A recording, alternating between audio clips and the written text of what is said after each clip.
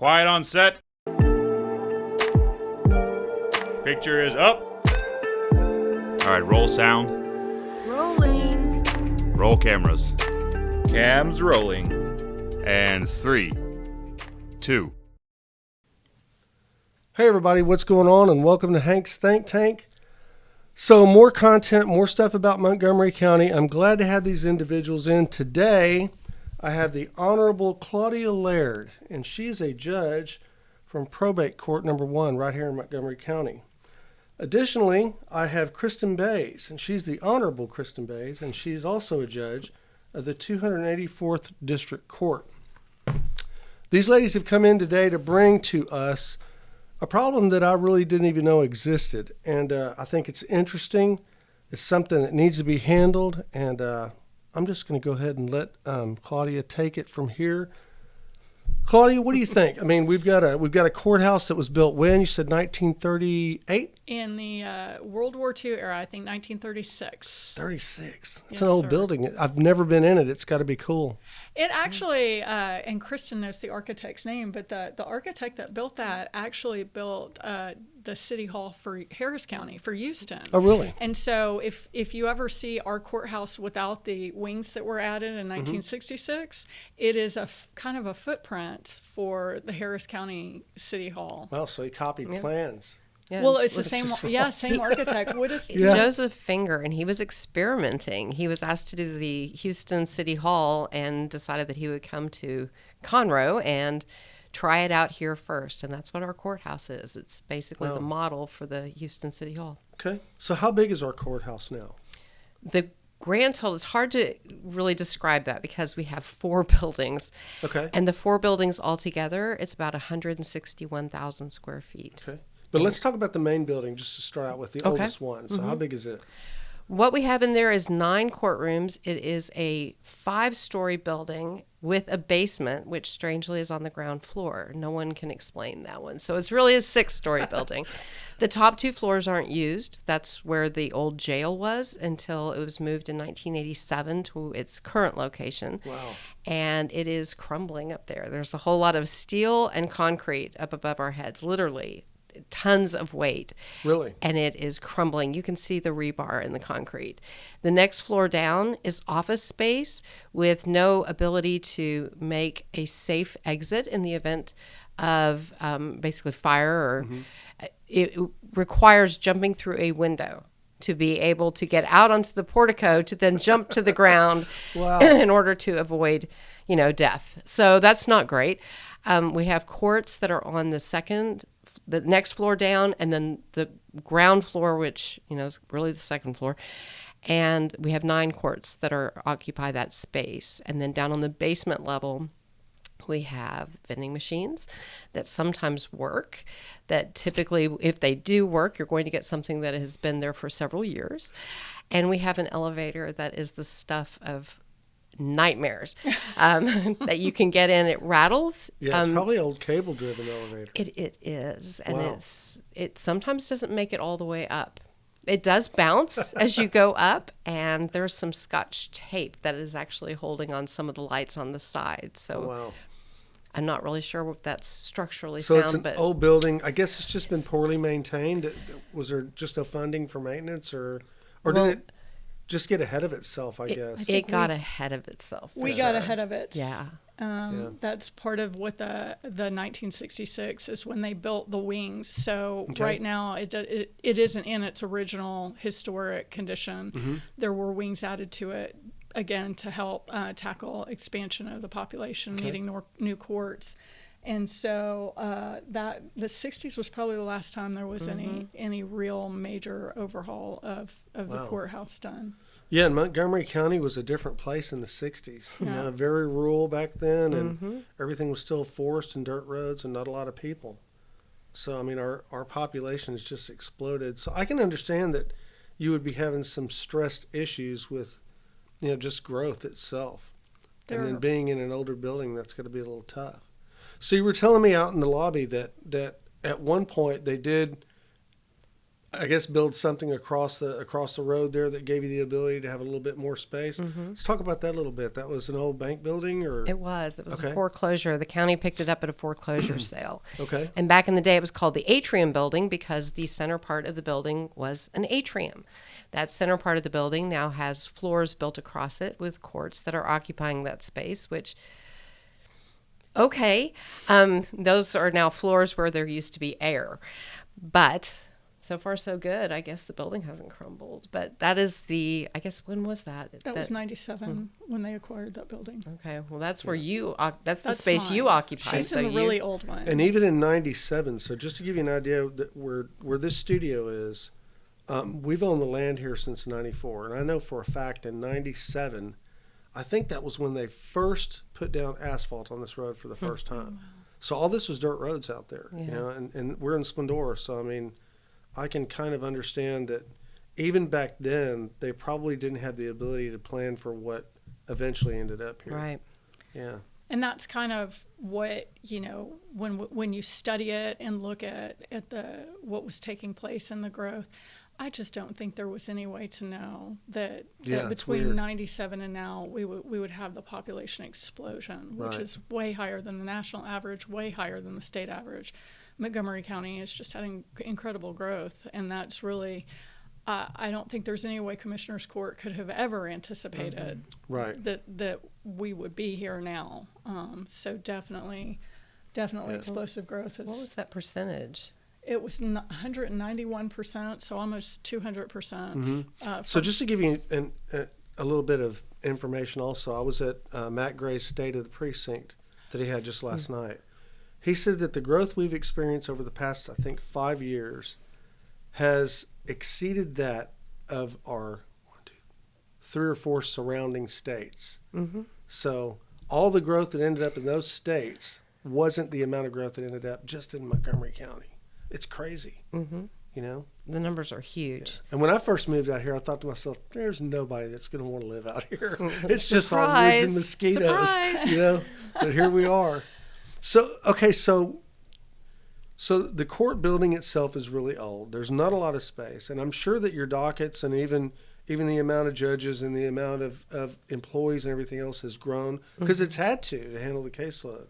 So where are we right now? I mean, how do things look just on a daily basis? I mean, are you able to handle what you've got? Are we trying to take some of these cases to other courtrooms or other places where they can be handled? What's going on? So we're making it work. Okay. You know, we're good at that, and we do. We share court space. We reach out to other judges if we have things going on where we need extra court space. There is no overflow court right now. Luckily, I got some legislation passed for my court a couple of years ago that allows me to handle a lot of my dockets online. So instead of a whole bunch of people being in the courtroom, I am able to do it in Wow. chambers with them in their homes. Okay. But you have to have. So what kind of cases can be handled online? So those are our probate cases. Okay, just so probate. when we're Okay. probating wills, which we do many of those. Okay. And so those are the types of cases, but just my court does that, and mine's the only one that can do it the way that it's doing it, even within the whole state.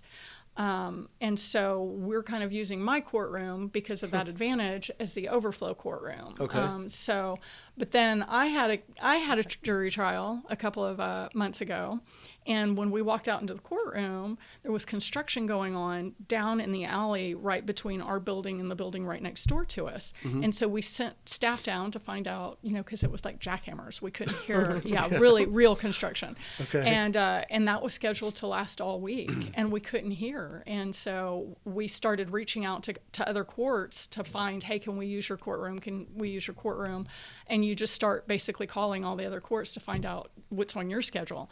And so the way we had to handle that trial is each day, and one day even from the morning to the afternoon at lunch, we had to change the courtroom that we were occupying because all the other judges were having their cases too. Sure, So yeah. there really wasn't a court where we could go and sit down for 3 days that had available space. So just imagine you take the whole jury, the lawyers, all the exhibits, the court staff, the stenographer, and you just say, you tell the jury, okay, well, when you come back tomorrow morning, go to this address in this building, and they're going to let you in there. And then at lunch, you tell them, okay, well, this afternoon when you come back from lunch. And it's just, it's not a real functional way to hold court, And So and all I the don't courts think, aren't in the same building complex absolutely location. not. So you've got different facilities that you're using. Four buildings. And none of those are permanent. They're all just overflow. Give me when you can. So each of the courts has its own permanent location. Okay. Well, not each of them, because we're 3 courtrooms short. That's So, true. yeah. Well, so our AJs don't. A couple of our AJs don't have their own courtrooms. Okay. And so they kind of bounce to wherever they can find space. And then when you have a court that's having, like the problem that I was having, or maybe one of the criminal courts is doing a trial and they need a place for their AJ to hold dockets, well, they'll call me. A lot of times we won't need the space because we're doing our business online. And so it's kind of like, hey, the water's out in my house. Can I come sleep on your couch for a couple of days? I get it. Yeah. It feels a little like college at the courthouse. Right. Yeah. I think what I was just trying to answer for myself was, I guess the question I was getting to is, are there any other facilities that might be empty facilities that could be used for non-criminal courts, like on a permanent basis? Like, let's say there's a building nearby that's, I don't know, 50,000 square feet that you guys could maybe do some remodeling to make it work. Is that a possibility, or would that just be something that wouldn't work because of logistics? Or whatever. So the answer to your question is no, that won't work. But there's really 2 key reasons why. And the first is that we had an architectural firm that is the county's vendor on this do a study on that very question. Okay. We need to be, the court system needs to be in downtown Conroe. That's the county seat. Makes sense. The architects and engineers looked at the instruction that they got in April of 2022 was to go see what we could do with already existing buildings about creating court space. And the conclusion was that it really wouldn't work. Now, I tell you that because I'm name dropping with the architects and the engineers. I want you to know that it's not like they just went and looked around and said, no, that's no good, that's no good. They were measuring, they were evaluating, they were looking at some of the security features that a court should have that we don't have, but that a court should have, like sally ports and secured entrances for prisoners who are coming from the jail. And there just wasn't any place that would do this. And so there are literally no other spaces that we could move into, renovate, and it would work. So that was the search that they went on in April of 2022. So the next step became, well, let's see what we can do with the court space we have now. We have 4 buildings where we have court operations. And the answer to that was, again, no, there's no additional space. But even more so, we also can't do the things that we need to do to actually secure the buildings. Security incidents at courthouses have gone up between 2023 and 2024. It went from 400-something incidents at courthouses. Last year, it was 1,080. Okay. Is that nationwide or countywide? That's Texas. Really? That's Wow. all across the state of Texas. Tough Texas. It's up 142%. So Wow. the idea of building in a space where we can't have these security features that we need, it's just a non-option. So that was a very long answer to a very simple question. No, it was a good answer because, I mean, it did fill some holes in for me in where I was kind of going with that. So, yeah. So you're going to need a complex is what you're going to need. Yes. And it's going to need to be pretty significant. Do you have any specs on We what do. you're looking at trying to move into that also accounts for additional growth? Because, I mean, in 5 years, what do we look like? It's almost scary. Well, and so Is the whole world going to move here? Hopefully not. but probably, trying if to. they were smart, they would. But we do. We have, with PGAL, the work that they did in April yielding the results that it yielded, that there was nothing we can do with what we've got now. Construct new was the outcome. And so in June of 2022, they started evaluating exactly what our needs are. They were looking at case filing increases and speaking with judges and the district clerk and the county clerk, the district attorney, the sheriff's division for bailiffs. They spent a lot of time walking the property, measuring, looking at things. They did a very in-depth and involved study. And what they came up with for what we need. They did a 5-year plan. They did a 10-year plan. But what we're really pushing to build is the 20-year plan for exactly the reason you've said, because everybody is going to come to move to Montgomery County. So we want to be good for a long time into the future. We currently have about 161,000 square feet in the 4 buildings we occupy. We need 291,000 square feet. And so this building that's the total square footage. Of that, 240,000 is for the courts. And when I say the courts, I'm also including the district clerk, the district attorney, all the other groups that work within the courts. 4/5, yes, that's a lot. Yeah. Okay. So that's the big part of the building. And then there's 45,000 square feet that is going to be part of the tax office. And I can tell you more about that in a minute, but that we're going to put a tax office in the bottom floor. So you seem surprised. Everyone does. There's a very good reason for that has to do with that Sally port that I mentioned to you. I'll leave that as a cliffhanger. And the other thing that it includes is about a 6,000 square foot holding facility that's like a mini jail, connected to the courthouse with all of those secured entrances, the Sally port, all the things to keep prisoners separated from members of the public. We don't have that now, but this building would have that. So, can I pause you just for a second? Of course. I just want the viewers and listeners to be aware that in a lot of new court buildings, there are routings and areas that are designated just for moving prisoners around. And also there's routings just for employees. So a lot of times when you see those doors open in the back, I mean, that's not accessible to the public. It's all secure places. And a lot of those are really complicated and designed with a specific purpose in mind.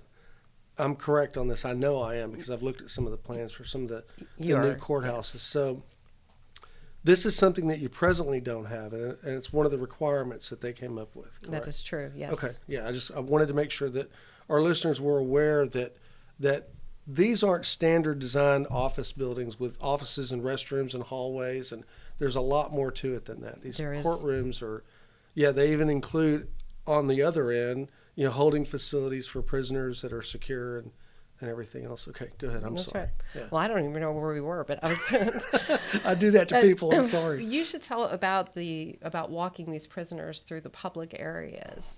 We're kind of on that subject, so I think that's worth talking about, because it's not.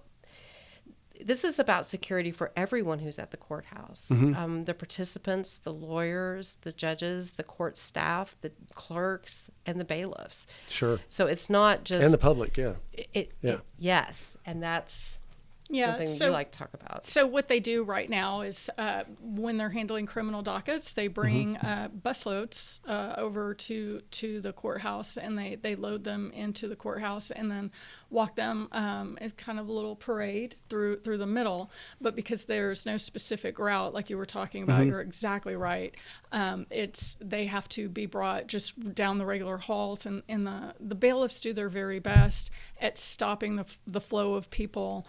But it's a lot harder to do than you would think. I mean, you have a whole bunch of people, they're trying to get to court, you're trying to move the prisoners. Sure. And we have had incidents in the past where you have the Texas Justice, is what I like to call it, where you might have a family member that doesn't really take too kindly to what has happened or what some individual is accused of doing, and they're going to take their opportunity during that transport period to get their pound of flesh. And unfortunately, the bailiffs are the ones who end up getting hurt when they have to jump in and try and break those situations up. And so that actually does happen, and it's a big concern. Okay.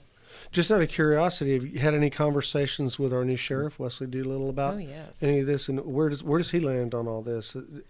Is there any changes that he can make that might help a little bit in that area? Well, okay, so the answer to your question is he recognizes that there's a need for a new courthouse. And I know I'm speaking for him. And hi, Wesley, I hope you don't mind too much. But the sheriff really has some key parts of the sheriff's role. One is to take care of the jail and security of the jail. One is to take care of the security of the people across Montgomery County. And the last of these is to take care of the courthouse. So this is actually the sheriff's responsibility to take care of court security. and he agrees that our courthouse is a disaster. So he is in favor of, let's see if we can do something different. Whether he likes one of our particular plans better than another, I will let him speak for himself on that. But just conceptually, he knows that we need security improvements, and they can't be made with the buildings that we have now. The bailiffs are we've been approached a lot since we started talking in the public about this. The bailiffs are very, very happy to see this discussion happening because that's good. they're kind of the front lines that have had to deal with this in the worst way. And so they're really happy that we've finally gotten there where we're talking out loud about it, and hopefully it's interesting because, I never thought that the amount of growth that we've experienced would affect absolutely everything, and it has. I mean, it's affected absolutely everything. I never even thought about the courts. Yeah. But, and just to reiterate a little bit more, Wesley Doolittle, he's an innovative guy. And I think that even if you guys don't end up with a new court building really soon, he may come up with a better way than just marching those guys right through the middle. So he's a pretty smart dude. I wouldn't be surprised at all if he came up with something brilliant. So Wesley has definitely been a breath of fresh air. He wants to work with everybody. Sure. He's very open door, I would say. He's very open door, wanting to do the right thing, wanting to make sure that we make improvements where they need to be made, and work with the other departments. Yes. He's been wonderful. I've really been happy to see him. Agreed. Totally agreed. And That's now all of our bailiffs, they all wear guy. Cowboy hats now, and they're all happy. I know. So it's really cool. good. Yeah, he's done a lot for morale across the board. He has. And I've even seen it in some of the smaller agencies, the policing agencies like Roman Forest, for instance. I mean, even their policing agency has changed a bit just because of that. So, it's been great. Yeah, it's been awesome. So let's talk about funding. What are you guys looking at as far as money goes? How much is all this going to cost? Oh, see, this is the part. Remember what you don't do to the messenger. I know. It's the painful, part Claudia always looks at me and she's like... we're looking at a $480 million road bond that's Yes. going to be coming up. We're looking at other bonds across the county. We're looking at some sales tax increases and things like that. I mean, if we're going to be a first-class county with this many people, and we're going to have all the things that the other counties have that have experienced this type of growth, we're going to have to pay the piper, man. It's painful, but it's good. It's the way it's got to be. So let's talk numbers. All right, so let's talk about what the piper wants. Yeah.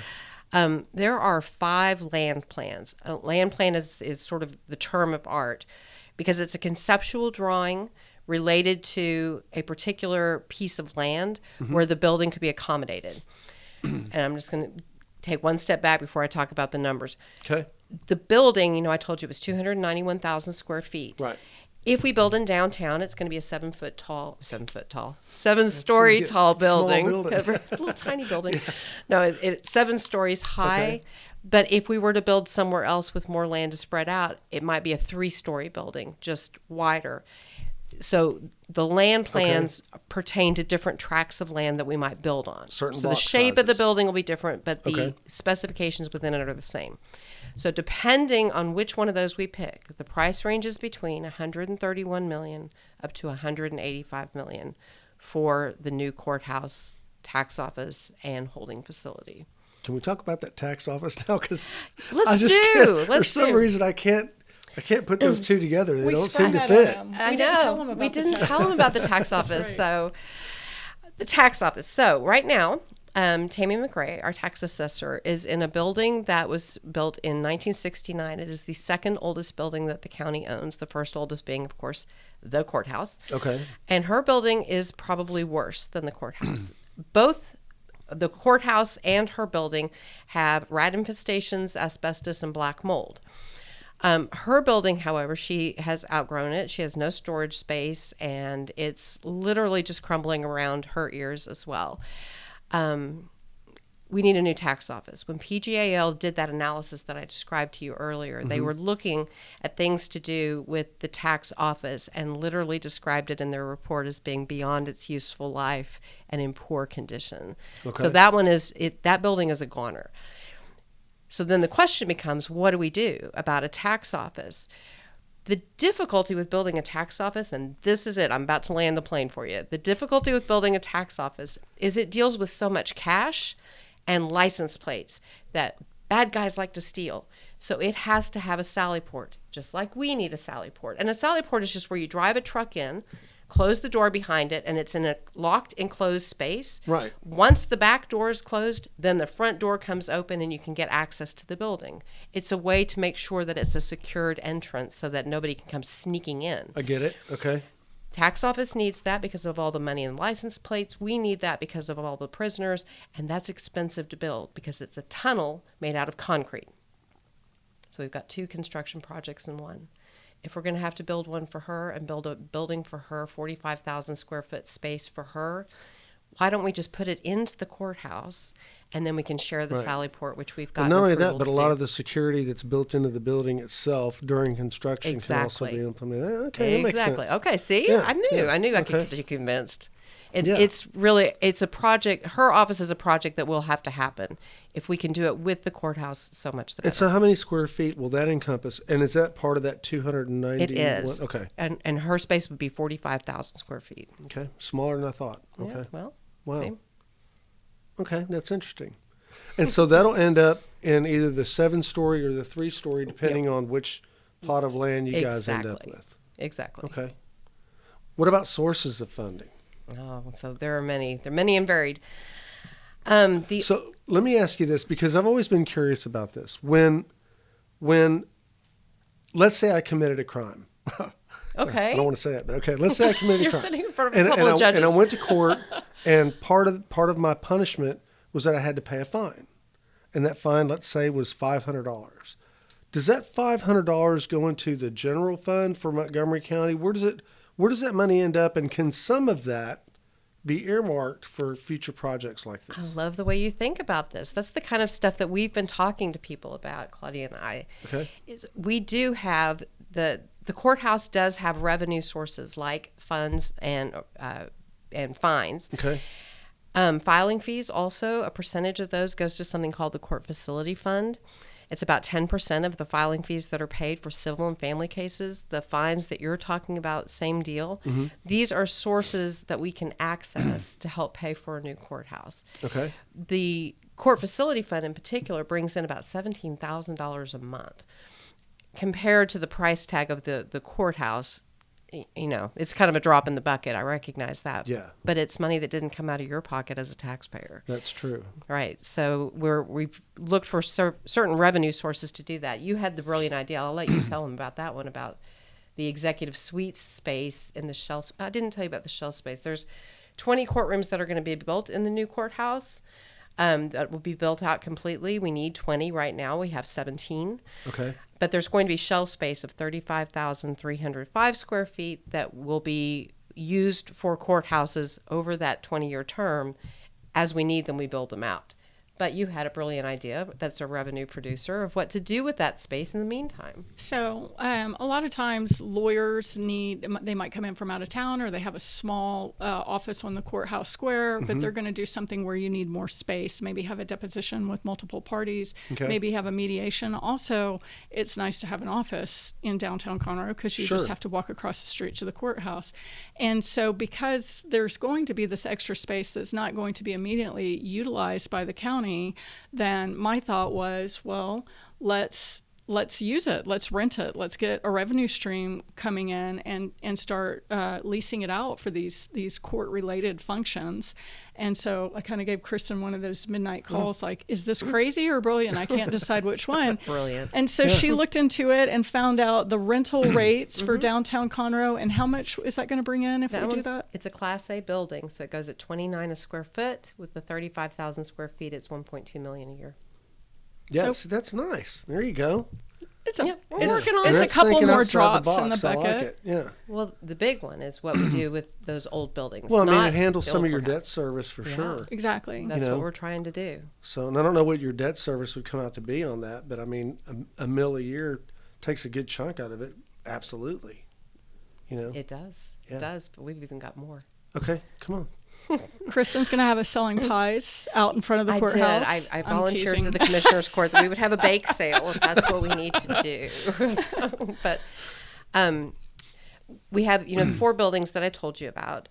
The old courthouse, the 1936 courthouse, is not part of this equation. But the other three, it's the Allworth building, the Keyshan building, and the Annex building, which is where the county courts occupy space, that foreclosure, the atrium. Those were all office buildings in their first life, and we just return them to office buildings and sell them. They're on the tax rolls now, those three, for $24 million, which would be a huge chunk. Those are Class B buildings. These aren't the ones with asbestos, rats, and black mold as much. But, they are so Class they B could buildings. be renovated, and They could be renovated. And Class B buildings in downtown Conroe go for $145 to $155 a square foot, which would net a sale using that analysis of $28.8 million to $30.8 million. Again, a huge chunk. And the debt that we could do, these are not our choices to make. These are our ideas that we're sharing with the public, with commissioners. But that's a huge chunk out of the debt, regardless of whether it's the $131 million or the $184 million. If you can pay down $31 million on it in one fell swoop, that sure helps. Yeah, absolutely, 100%.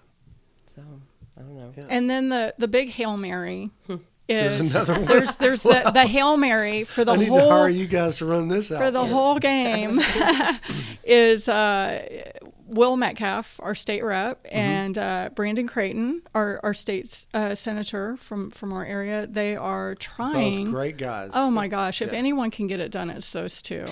100%. They are trying to get Austin to kick in all or some of the money, and I think with everything Montgomery County does for Austin, that this is a good place to invest some of that wealth back into to the people here.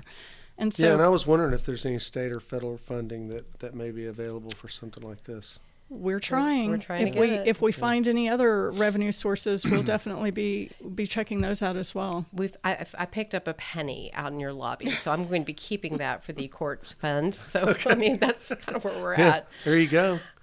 So is there any? Takes. Do you guys have a projected time of when this met actually come together? No.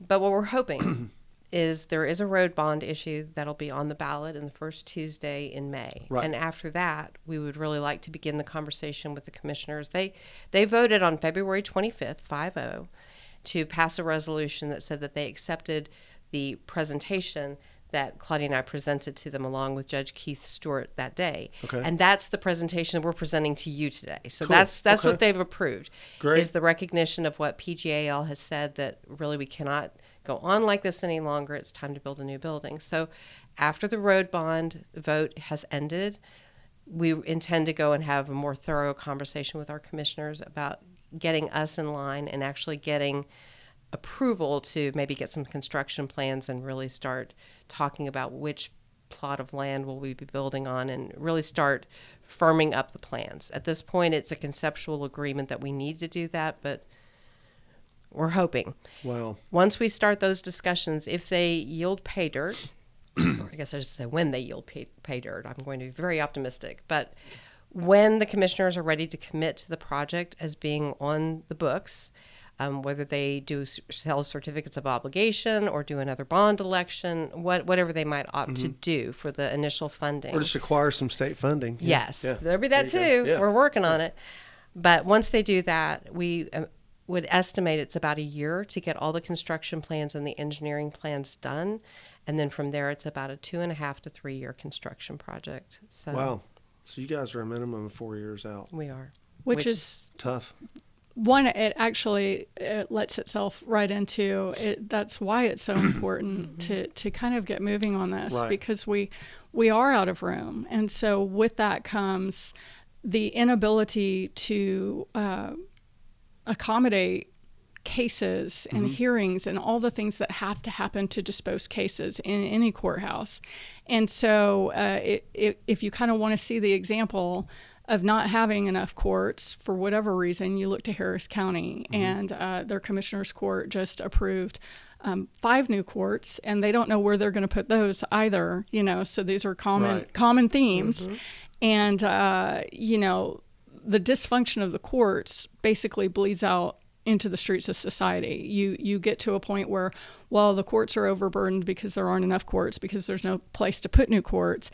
And so then you end up in a place where it's very real. You're trying to get divorced. You are trying to move on with your life, and you're having to wait multiple years to try and just get to a court date. Or you have criminals that are being given very low or no bonds while they're waiting for their court dates. Or you have plea deals that aren't as harsh as you want because you're just trying to do everything you can to withstand the weight of kind of a broken system that's kind of collapsing on the community. And so that's why it's so important to Kristen and I to basically let the public know what's going on. You have a group of great judges in Montgomery County, and I will vouch for each and every one of them. They're working, they're moving cases, they have higher case volume than other counties, and they're happy to do it. It's not a complaint at all.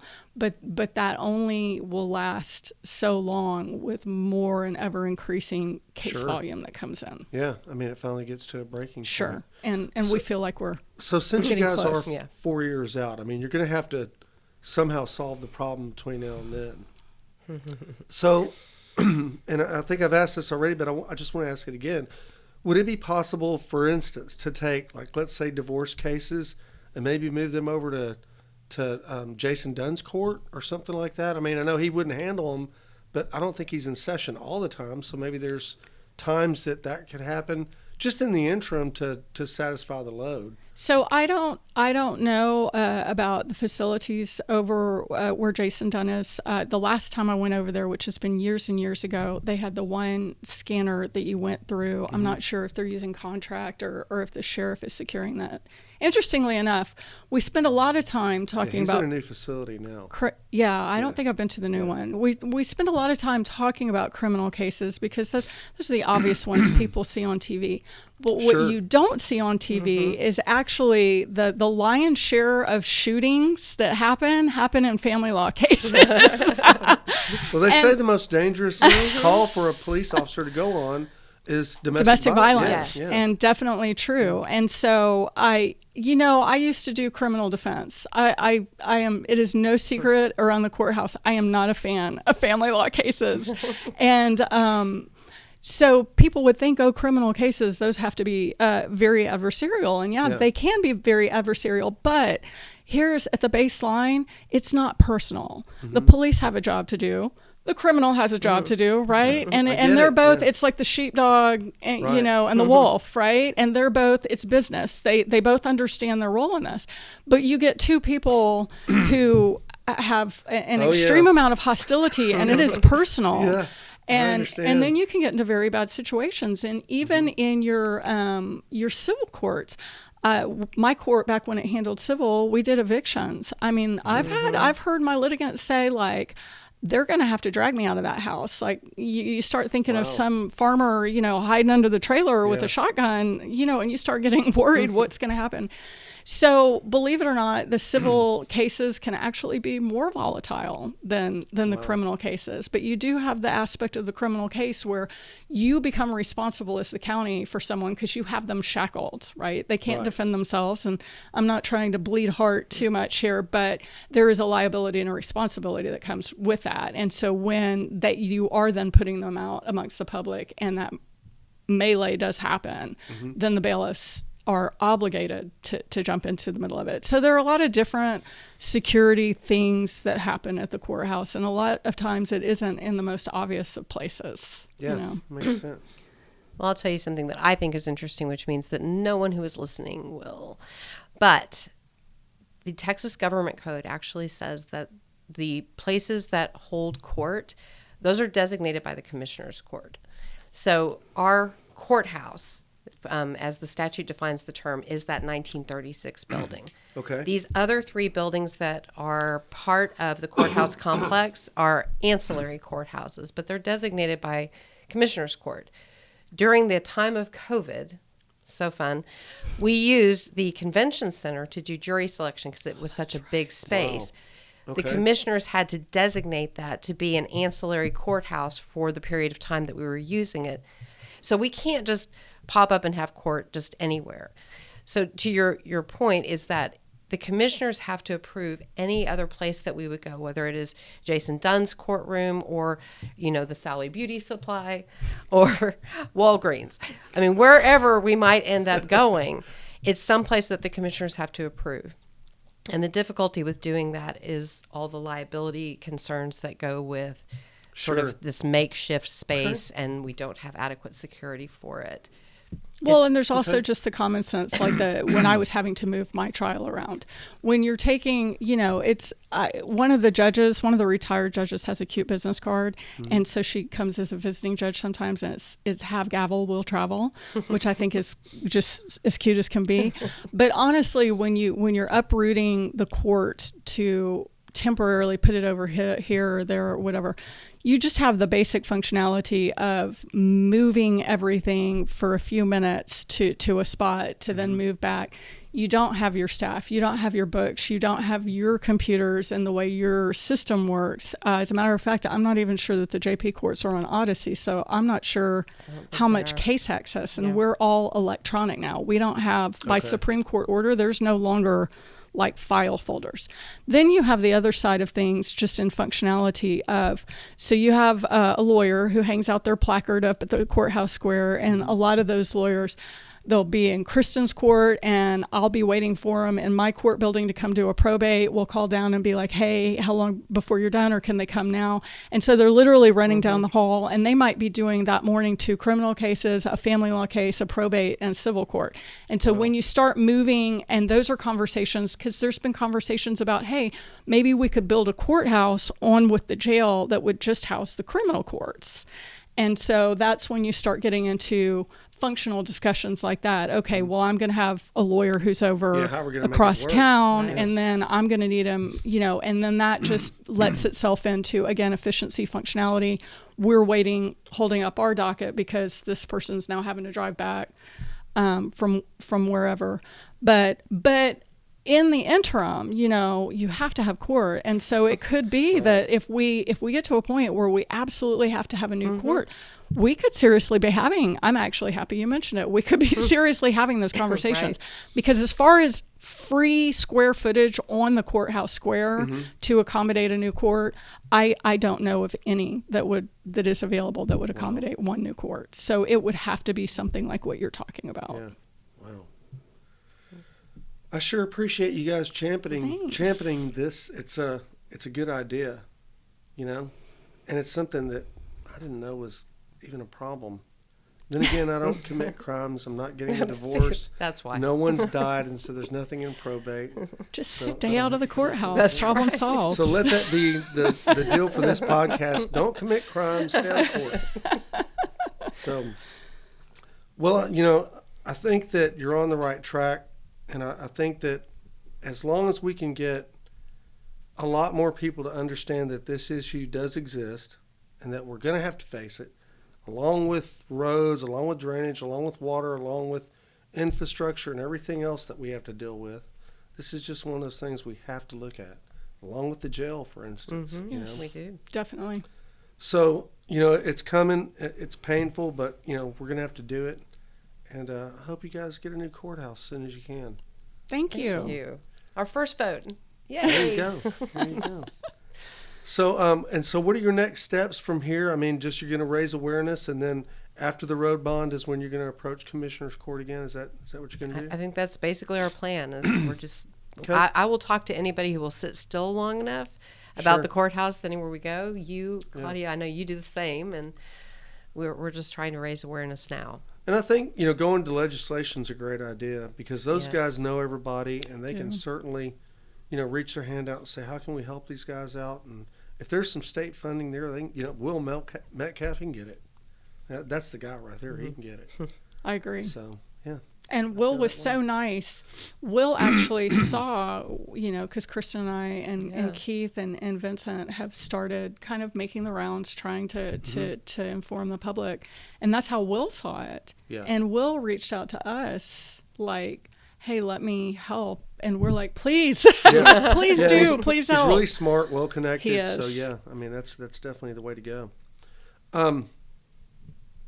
Wow. I just didn't know. And to be honest with you, I almost feel like I have to go visit this building. I want to see it. Oh, I will take you especially on a tour. the older one. So, yeah, if we can do that, I'd love to see it. I'm putting together a video, That'd be great. walk through the courthouse, and I'll let you know whenever I get that one posted. Yeah.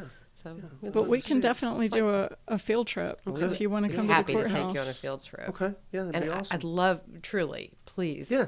come do that. Yeah, and I can bring a camera and we can, take some pictures and Wonderful. stuff like that. Yes, please. Is there any information online that I can use to insert in this show? That I know I've got this from Jessica Shorten that she wrote. I'll probably link to that. But is there anything else that I can link to that would help you guys out?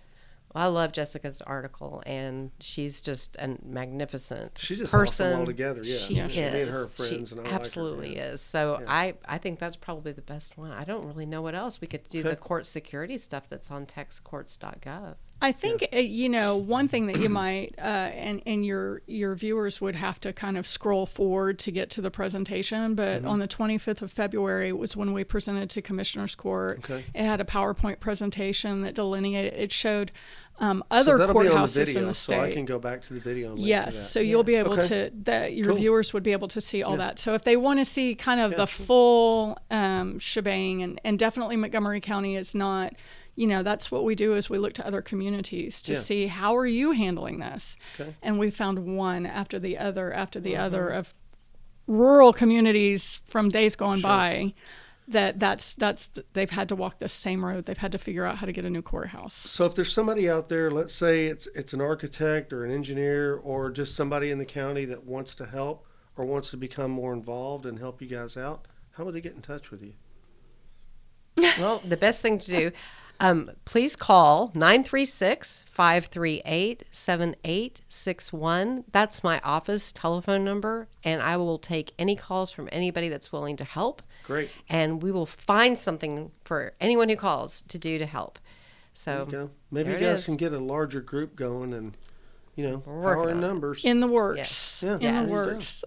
Again, we're waiting. We're standing in line patiently and politely behind the road bond issue. We don't want to mess that up because we know There you we go. need roads too. Yeah, we got to have roads, that's for sure. Like you said, just comes with the growth, and so we don't want to get in the way of that or confuse the voters in any way. So we're just trying to right now get out, talk to people, but after we get through that hurdle, you'll probably see more organization as far as a PAC, Cool. form to start. Great. And events. Yeah, to Yeah, start. let me know. I'll do what I getting can to gatherings. help out. Get Thank the word you. out. Great, thank you. Yeah, no problem. Well, this is the first time I've had two judges at the table. See, and it's not scary at all. No, it was good. So, but all right, guys. Well, there you have it. So, we've got a courthouse. It's antiquated.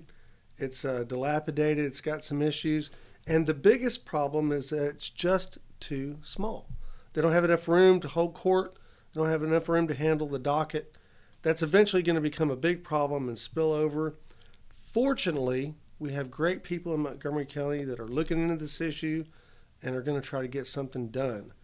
If you got any comments about it, please put them in the comment section. I want to start a conversation. Let's get things going and let's see what we can do. Other than that, I'm Hank Vatt. This is Hank's Think Tank, and we'll see you in the next one. Thanks, ladies. Thank you.